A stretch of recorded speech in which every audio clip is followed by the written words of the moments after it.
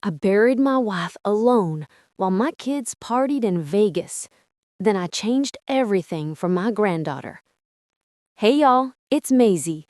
Today we're sitting on a warped Florida dock with a camellia in one hand and a broken heart in the other.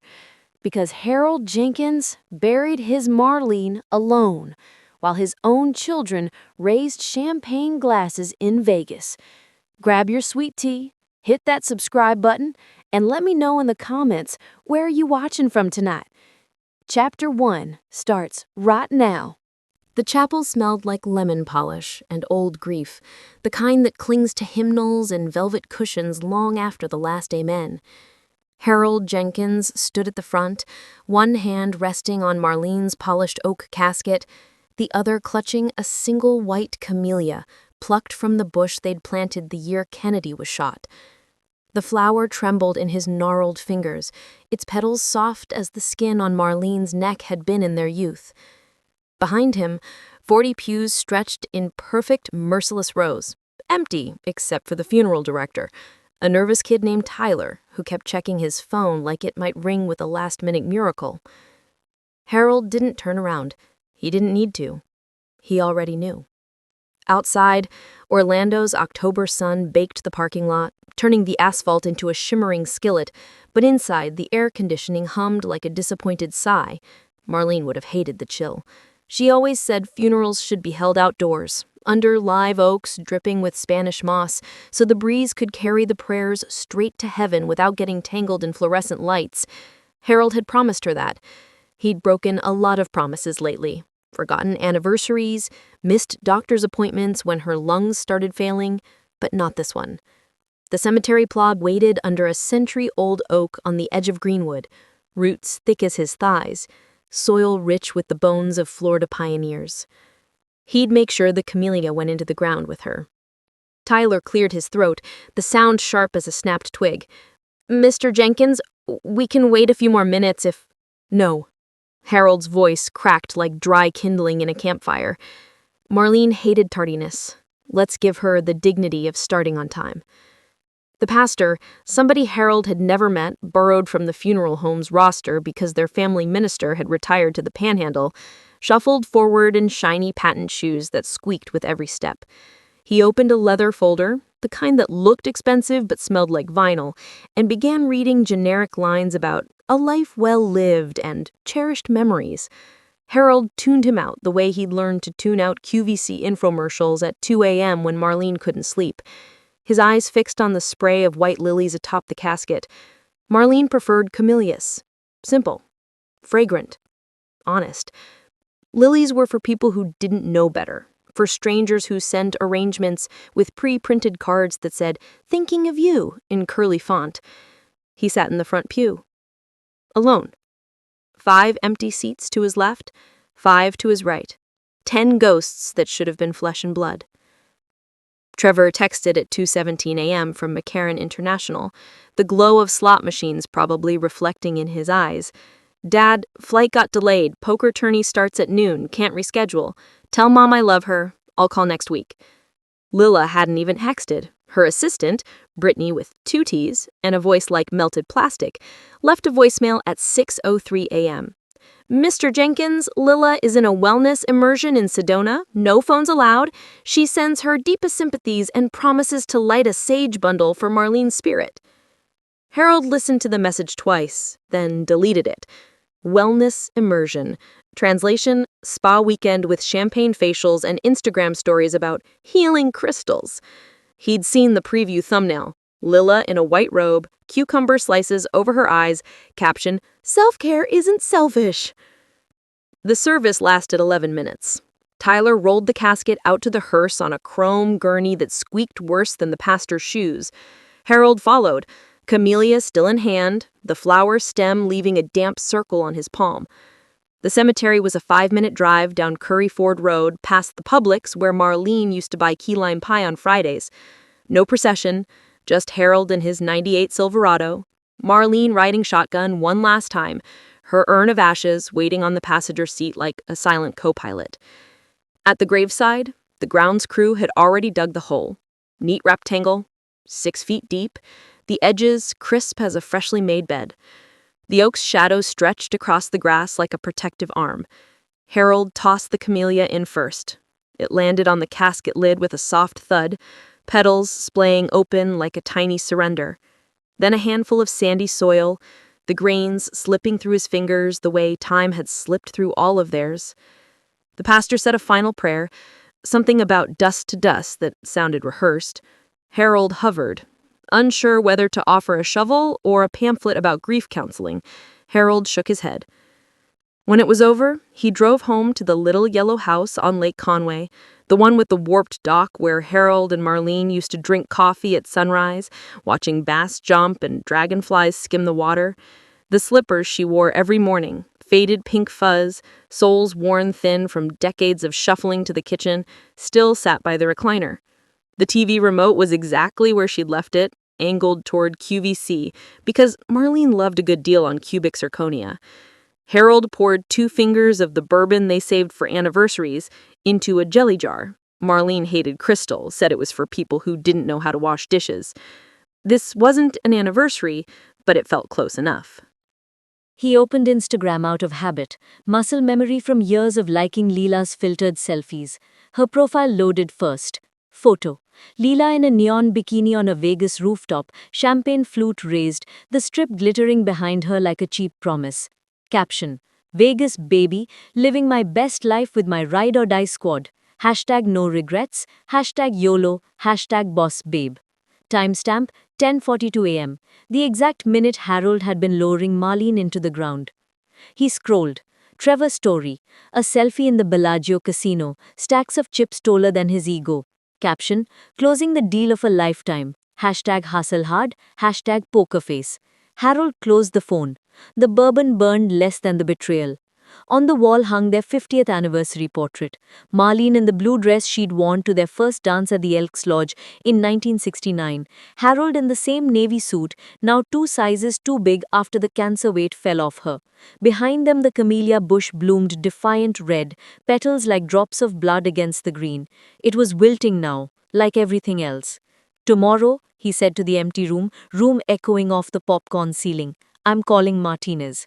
Attorney Elena Martinez had handled their estate for 25 years, ever since Harold retired from the post office and Marlene started selling Avon to supplement their pension. She'd redrafted the will when the kids were still in braces, splitting everything 50-50, the house with the leaky roof, the beach cottage in New Smyrna that smelled perpetually of salt and mildew, the brokerage account with $312,000 in municipal bonds, the 67 Mustang convertible Marlene babied like a third child, red paint waxed every spring, white walls gleaming, a small trust for granddaughter Sophie when she finished college, enough for a down payment on a condo or a master's degree. That was before. Harold slept in his clothes, the navy suit wrinkled like his heart. At 3:07 a.m., he awoke to the sound of Marlene's oxygen machine, that rhythmic hiss that had filled the house for 8 months, a lullaby of impending loss. It was just the AC kicking on, but the sound punched him in the chest anyway. He cried then, silently, face buried in her pillow that still smelled of coconut shampoo and hospital soap and the faint metallic tang of morphine. The tears soaked the pillowcase, leaving dark spots that looked like continents on a map of grief. Morning came humid and unforgiving, the kind of Florida sticky that made shirts cling to skin before 8 a.m.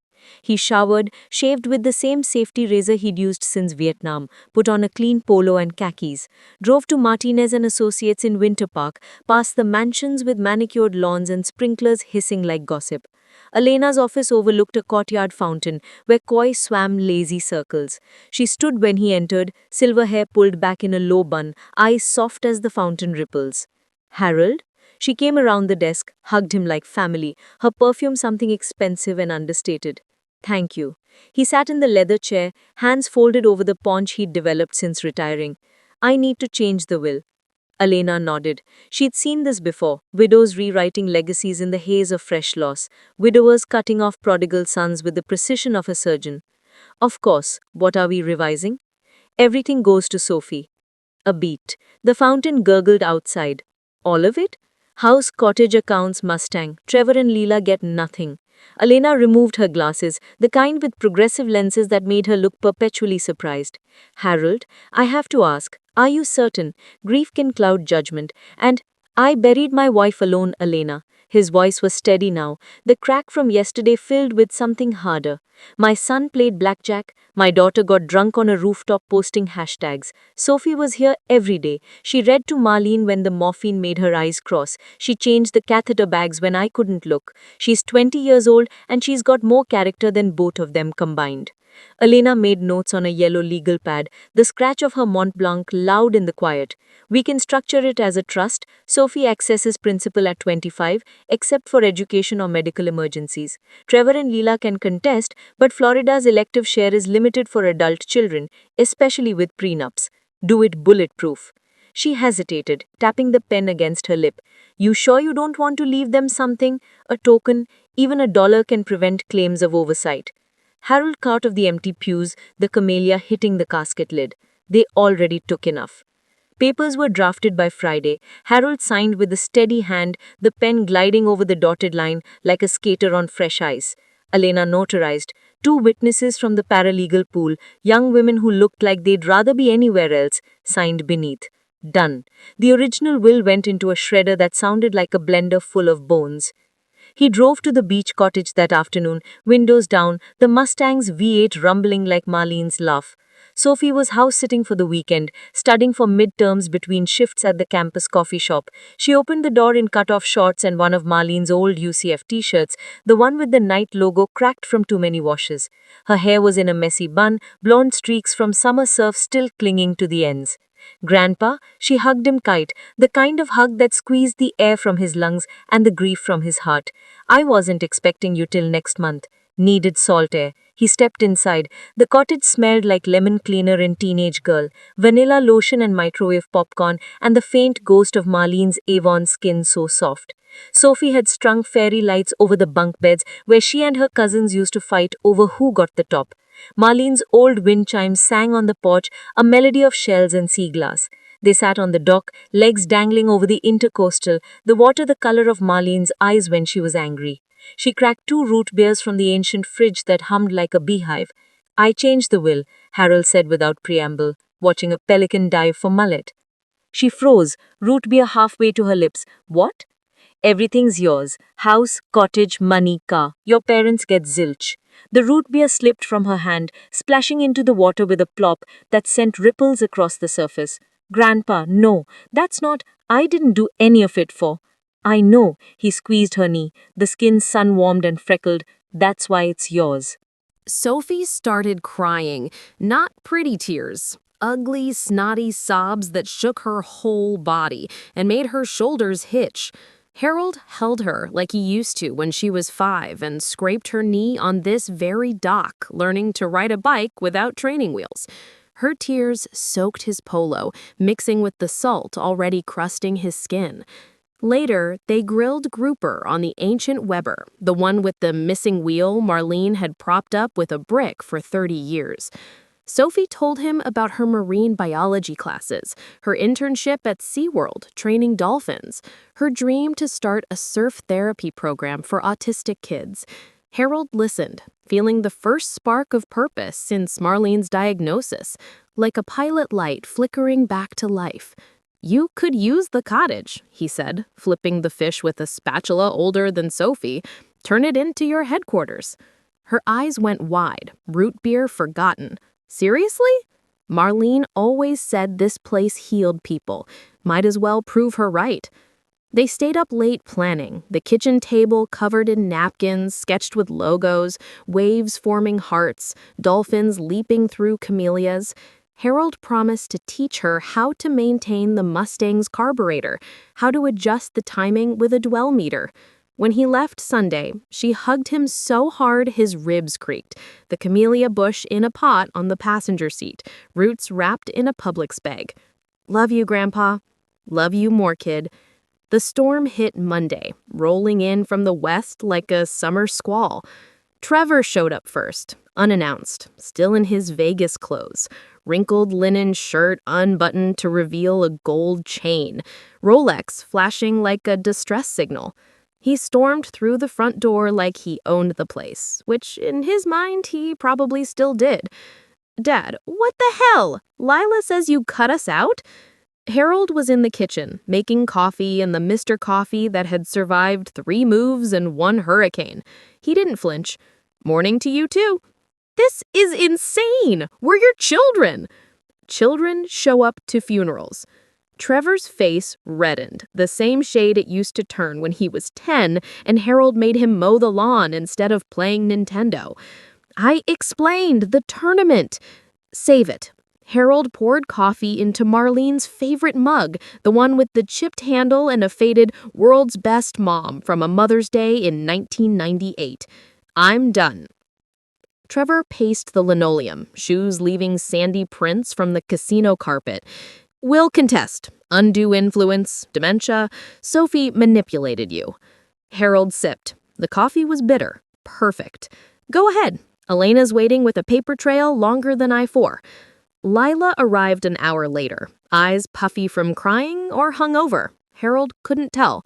She brought Brittany with 2 teas for moral support, the assistant clutching a Starbucks cup like a shield.